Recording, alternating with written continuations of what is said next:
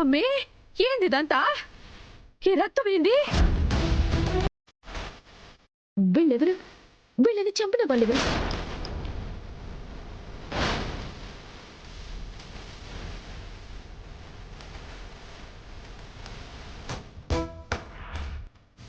అక్క, ఎవరు భయపడకండి. కమిషనర్ గారితో నేను మాట్లాడతాను. మీరు ఇక్కడ ఏ వస్తువు ముట్టుకోకండి. అనుకున్నట్టే అయింది బాబాయ్. ఆ చెడి వచ్చేసినట్టుంది. మన వాళ్ళని చంపేసింది. ట్రక్ బాయ్ సేఫ్గా వెళ్ళారో లేదో భయంగా ఉంది. ఒక చిన్న పొరపాటు జరిగిన సమస్య ఇంటి వరకు వస్తుంది, ఆ తర్వాత మన వరకు వస్తుంది. కమిషనర్ గారు ఏమన్నారు కౌశికి? బాబాయ్, కమిషనర్ గారితో మాట్లాడాను. పోలీసుల్ని పంపిస్తున్నానని చెప్పారు. లోపల ఉన్న ఎవరికీ ఈ విషయం తెలియకూడదని చెప్పారు. అందరినీ సెకండ్ గేట్ నుంచి బయటికి ఎగ్జిట్ ఇద్దాం. సరే. తప్పించుకున్నాడు అన్నయ్య. మరి గన్స్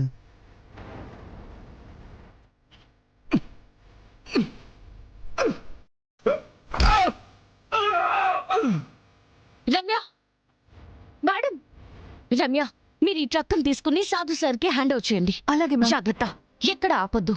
ఓకే మేడం. మేడం ఇదంతా మేము మేనేజ్ చేస్తాం, మీరు మాత్రం వెళ్ళిపోండి. Okay ma'am. మేడం మరి మీనన్ తప్పించుకున్నాడు, కానీ మీరు మాత్రం జాగ్రత్తగా వెళ్ళండి. Okay, ma'am. Okay ma'am.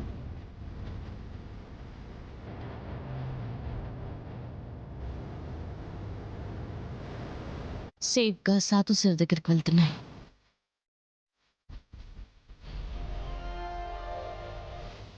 ఇక్కడ జరిగింది కానీ చూసింది కానీ ఎవరి లోపల చెప్పకండి.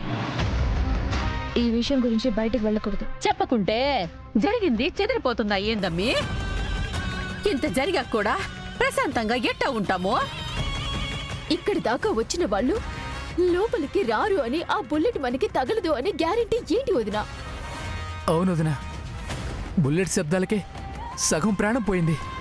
గన్ ఎదురుగా పెడితే చాలు, బుల్లెట్ రాకముందే చచ్చిపోతానేమో. యువరాజ్, ముందు వీళ్ళందరికీ ఏదో ఒకటి చెప్పి ఇంట్లోకి తీసుకెళ్దాం. లేదంటే కౌశికి ఇప్పుడే వీళ్ళెవరో తెలుసుకోవాలని కంకణం కట్టుకుంటే మనిద్దరం దొరికిపోతాం. అవును బాబాయ్. అమ్మా, అక్క కమిషనర్ గారితో మాట్లాడాను అని చెప్పింది కదా, ఇంకా ఎందుకు భయపడుతున్నారు? అయినా మన ఇంట్లోకి వచ్చి ఎవరైనా మనల్ని ఎందుకు చంపుతారు? మన ఇంటి గార్డెన్ లోకి వచ్చే కదా చంపుకున్నారన్నయ్య. అనుకోకుండా ఇలా జరుగుతూ ఉంటాయి. ఇవన్నీ మనకు కూడా జరుగుతాయనుకుంటే ఎలా? అవును, ముందు అందరం లోపలికి వెళ్దాం. పదండి పదండి, పోలీసులు వచ్చాక నేను బాబాయ్ మాట్లాడతాం. ఇదంతా చూస్తూ భయపడుతూ ఇక్కడ ఎందుకు ఉండడం? లోపలికి వెళ్దాం పదండి. జగదాత్రి, లోపల ఎంత పిలిచినా పలకలేదు.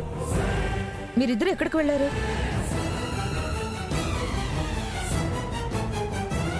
ఇందాక కరెంటు పోయినప్పుడు మేమంతా ఆడనే ఉండాము. మిమ్మల్ని పిలిస్తే ఎందుకు పలకలేదు?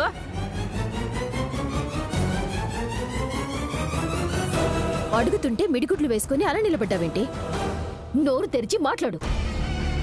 ఎక్కడికెళ్ళారిద్దరు?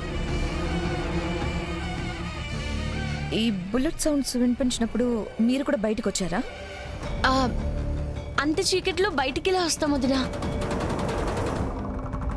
కేదార్ మెయిన్ ఆఫ్ అయిందేమో చూద్దాము అంటే మేము వెళ్ళాము.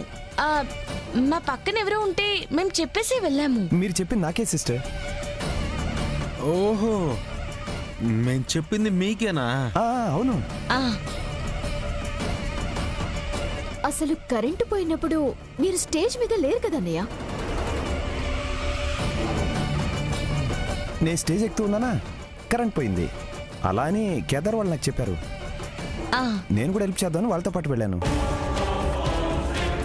సరే, వాళ్ళు ఎక్కడికి వెళ్తే ఏంటి? పదండి లోపలికి వెళ్దాం. పదండి పదండి పదండి పదండి.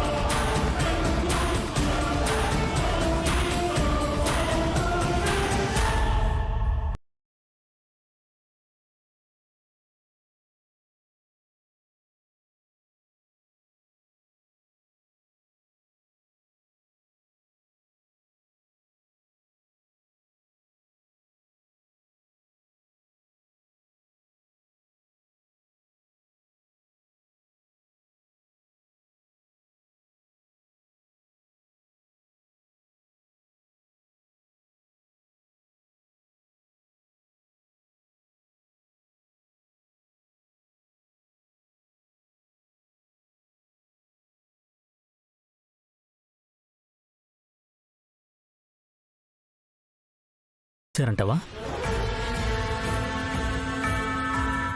వాళ్ళు రౌడీలు కదా అన్నయ్య, మన పార్టీకి ఎందుకు వస్తారు?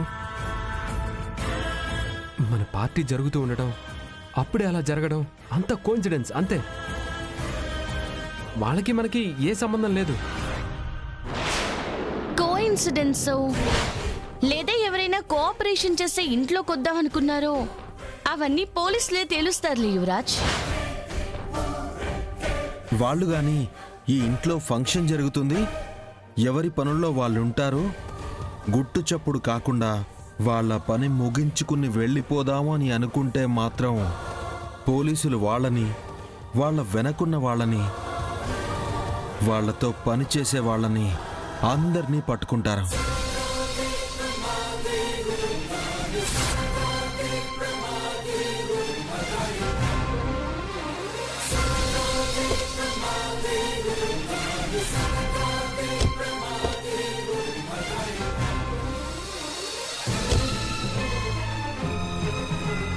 జరిగిన దాని గురించి మాట్లాడుతుంటే ఇలానే భయపడుతుంటారు. పదండి, తినేసి వెళ్ళి రెస్ట్ తీసుకుందాం.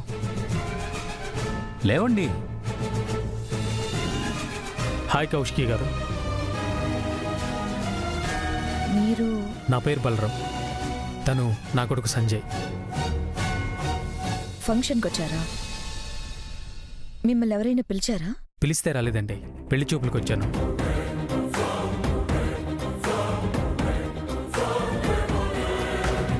మీరు ఫోటోల కంటే డైరెక్ట్గా చాలా బాగున్నారు. అసలు మీకు ఏజ్ 32 అంటే ఎవరు నమ్మరు తెలుసా? 27 అనుకుంటారు. ఇంకోటేంటో తెలుసా? మీ బర్త్ డేటు నా బర్త్ డేటు ఒకటే రోజు. అన్నీ బాగా కుదిరాయి కదా. అసలు మీరెవరు? మా అక్క డీటెయిల్స్ మీకెలా తెలుసు? తనని పెళ్లి చేసుకోవాలని ఈ మాత్రం తెలుసుకోకుండా ఎలా అండి?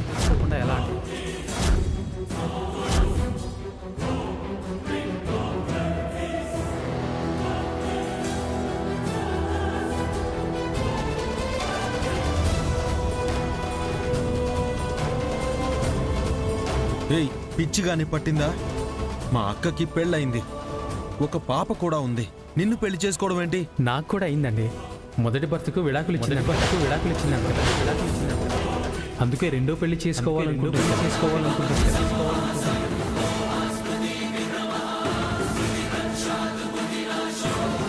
అంత క్లియర్గా మెన్షన్ చేశారు కదా. పెళ్ళా? మెన్షన్ చేశారా? ఎవరు చేశారు? అసలు ఎందుకు చేశారు? మ్యాట్రిమోనీ వెబ్సైట్లో కావాలంటే చూడండి.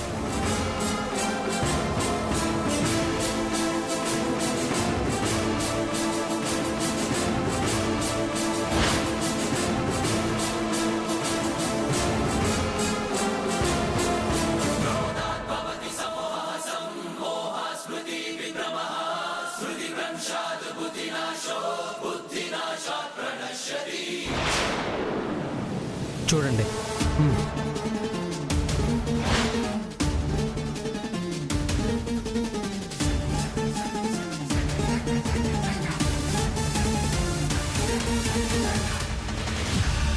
అత్తయ్య, పెళ్ళోన్ని తీసుకొచ్చి పెళ్ళి అంటున్నాడు. దివ్యాంక ప్లాన్లో ఉంది కదా. అవునమ్మి, ఆద్యం దివ్యాంక పోసింది మంట మనం పెడదాం.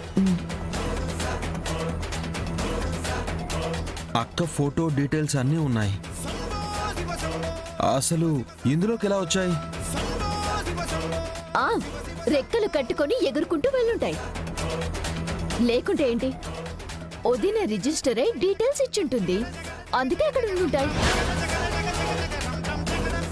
ఏందమ్మి కౌశికి, మ్యాట్రిమోనీలో నీ వివరాలు ఇచ్చుండావా? కళ్ళ ముందు కనిపిస్తున్నా ఇంకా ఇచ్చావా అని అడుగుతున్నారేంటత్తయ్య. అయినా ఇంట్లో అన్నయ్యని పెట్టుకుని ఇలా రిజిస్టర్ చేసుకోవడం ఏంటోదినా? నిషిక మాట మర్యాదగా మాట్లాడు. నిషి అన్న దాంట్లో తప్పే ఉంది జగదాత్రి. బావతో కలిసి ఉండడం ఇష్టం లేనప్పుడు, కలిసి ఉండే ఉద్దేశం లేనప్పుడు బావతో ఒక మాట చెప్తే సరిపోయేది కదా. ఇప్పుడు వదిన ఇష్టం లేదన్నా మా కోబ్రో కలిసి ఉండమని బలవంతం చేస్తాడా ఏంటి? ఇప్పుడు చూడు పాపం, అందరి ముందు ఎంత అవమానం జరిగిందో. ఏందమ్మీ కౌశికి, ఆ పిల్లోడు చెప్తా ఉండేది నిజమేనా? నీ మనసులో అట్లాంటి ఆలోచన ఉండాదని నువ్వు చెప్పుంటే మేమే మంచి సంబంధం చూసుండేవాళ్ళం కదా. అవునమ్మా, ఇలా సెకండ్ మ్యారేజ్ కోసం మ్యాట్రిమోనీలో డీటెయిల్స్ పెట్టావంటే ఎంత పరువు పోతుంది. మీరంతా కాసేపు ఆగుతారా? అసలు కౌశికి రిజిస్టర్ చేసుకుందో లేదో ఏమి కనుక్కోరా? మీ ఇష్టం వచ్చినట్టు మాట్లాడుతూనే ఉన్నారు. కరెక్ట్ గా చెప్పారు మావయ్య గారు. మాట్లాడాల్సింది, వదిన్ని అడగాల్సింది, మనసులో ఉన్న బాధని, ఈ మోసాన్ని ప్రశ్నించాల్సింది అన్నయ్యే కదా.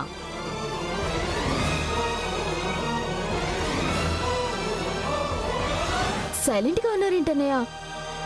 మాట్లాడండి. ఏదైనా అడగాలనుంటే అడిగేయండి. అన్నయ్య వీళ్ళ మాటలు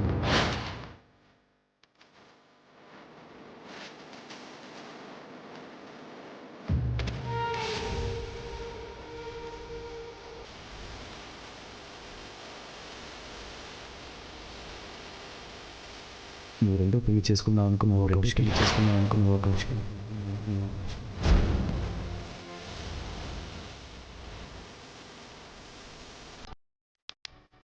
నా ప్రశ్నకి సమాధానం నీ చూపులు కాదు కౌశికి. నోరు తెరిచి చెప్పు, వీళ్ళంతా చెప్పింది నిజమేనా?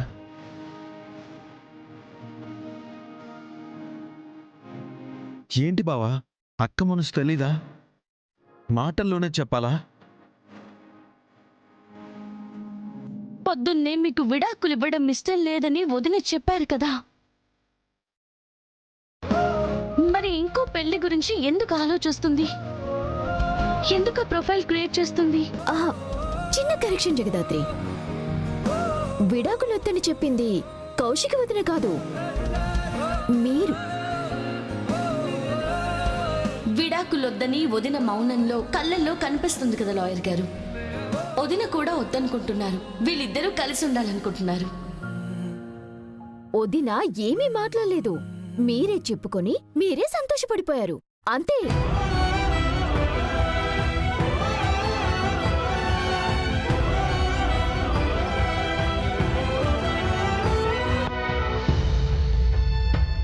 అది కాదు సురేష్.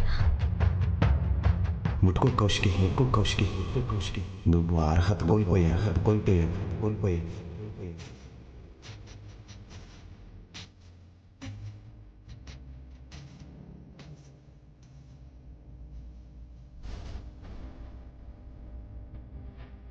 నిజమే కౌశికి, నువ్వు ముందు నుంచి క్లారిటీగానే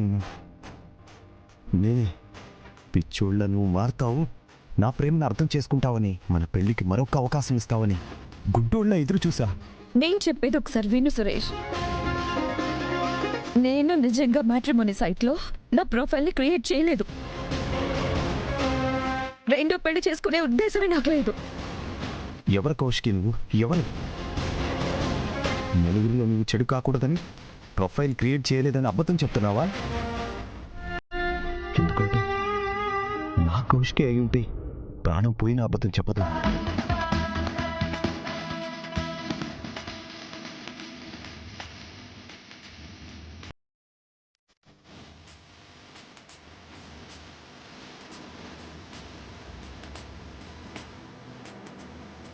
కీర్తి కోసం కలిసి ఉండడానికి మాత్రమే ఒప్పుకున్నావని నాకు ఈరోజు క్లారిటీ వచ్చింది. నీ జీవితంలో నా స్థానం ఏంటో కళ్ళకు కట్టినట్టు చూపించావు.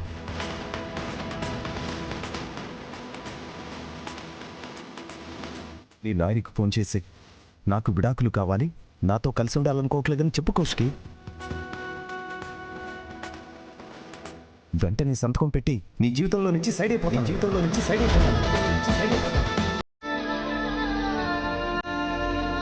అప్పుడు సంతోషంగా నీకు నచ్చిన వాడిని రెండో పెళ్లి చేసుకో. అన్నయ్య, అన్నయ్య, అన్నయ్య.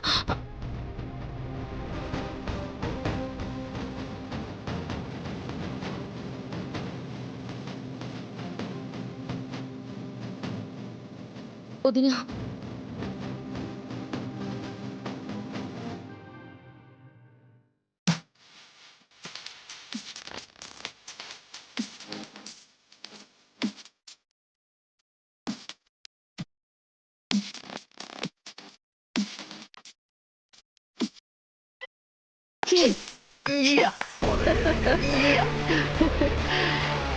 దివ్యాంక కోబ్రో వదినని ఎలా విడదీస్తుందా అనుకున్నాను, కానీ పెళ్లి కొడుకుతో ఎంట్రీ ఇప్పించి అదిరిపోయే ట్విస్ట్ ఇచ్చింది నిషిక.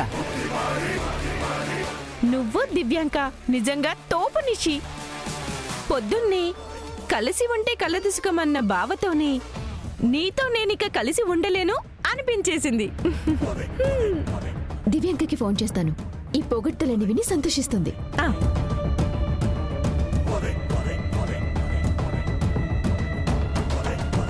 హలో నిషి, ఎలా ఉంది నా ప్లాన్? అద్దరిపోయింది కదమ్మీ.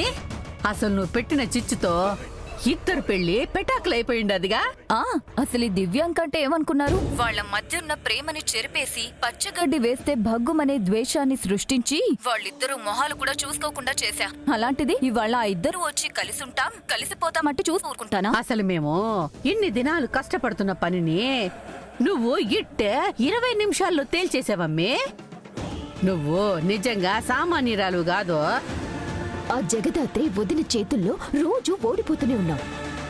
చాలా రోజుల తర్వాత వాళ్ళ మీద గెలిచాం. అది కూడా నీ వల్లే. Thank you so much Divyanka. Thanks ఇప్పుడు కాదు నిషి. వాళ్ళిద్దరూ విడాకులు తీసుకొని సురేష్ శాశ్వతంగా కౌశికిని వదిలేస్తాడు చూడు, అప్పుడు చెప్పు. బావకి విడాకులు కావాలంటేనే అక్కకి కళ్ళు జలపాతాలయ్యాయి. నిజంగా ఇస్తే ఏమైపోతుందో.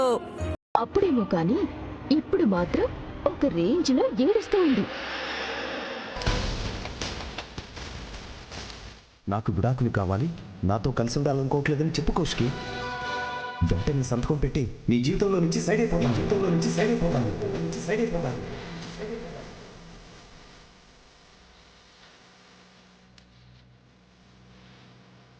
బావ కోపం నీటి మీద బుడగలాంటిదని నీకు తెలుసు కదా అక్క. నీ లేకపోతే బ్రతకలేను అని అన్నాడు. ఇప్పుడు నాతో కలిసి బ్రతకలేను అని అన్నాడు.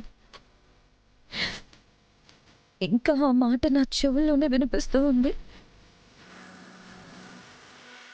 లేదొదినా, అది అన్నయ్య మనసులో నుంచి వచ్చిన మాట కాదు.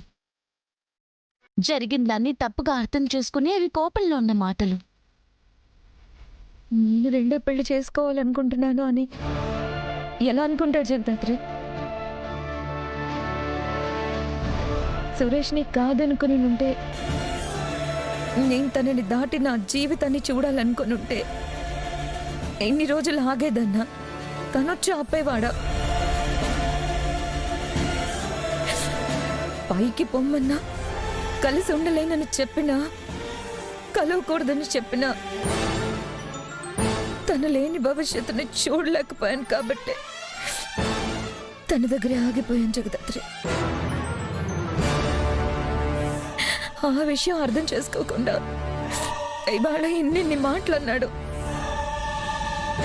అసలు ఎలా అనగలిగాడో కూడా నాకు అర్థం కావడం లేదు. అనక ఏం చేస్తాడు నిషి? పాపం అందరం కలిసి సురేష్ కలల్ని అతని కళ్ళ ముందే కూల్చేశాం కదా.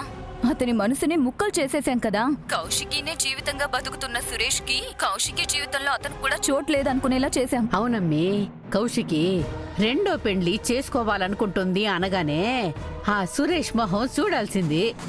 వాడిపోయి ఏడుపుకి కోపానికి మధ్యలో నలిగిపోయి ఉండాడు. నిజంగా మా కో బ్రదర్ని చూస్తే చాలా బాధగా అనిపించింది నిసి. ఏం జరగదన్నయ్య, మనం బాధపడకుండా ఉండాలన్నా, మనం రోడ్డుపై పడకుండా ఉండాలన్నా కొన్ని పనులు తప్పని తెలిసినా చేయక తప్పదు. దివ్యాంక, నెక్స్ట్ ప్లాన్ ఏంటి? ఏముంది, మనసు ముక్కలైన సురేష్ కి ఇంకా దగ్గరై కౌశికిని ఇంకా దూరం చేసి దగ్గర్లో విడాకుల పేపర్ మీద సంతకం పెట్టేలా చేస్తాం. అవునమ్మి, సురేష్ మనసులో ఉన్న మంట చల్లారకముందే వాళ్ళిద్దరికి విడాకులైపోవాలా? విడాకులు అయిపోవాలి కాదు, అయిపోయాయి అనుకోండి ఆంటీ. అంతా నేను చూసుకుంటాను కదా. త్వరలోనే మీ అందరికీ నా పెళ్లి పప్పన్నం కూడా పెట్టిస్తాను. వదినా, అన్నయ్య విడాకులు అడుగుండొచ్చేమో కానీ నువ్వే వచ్చి అడిగినా భయపెట్టినా కూడా వాటి మీద సంతకం పెట్టడు.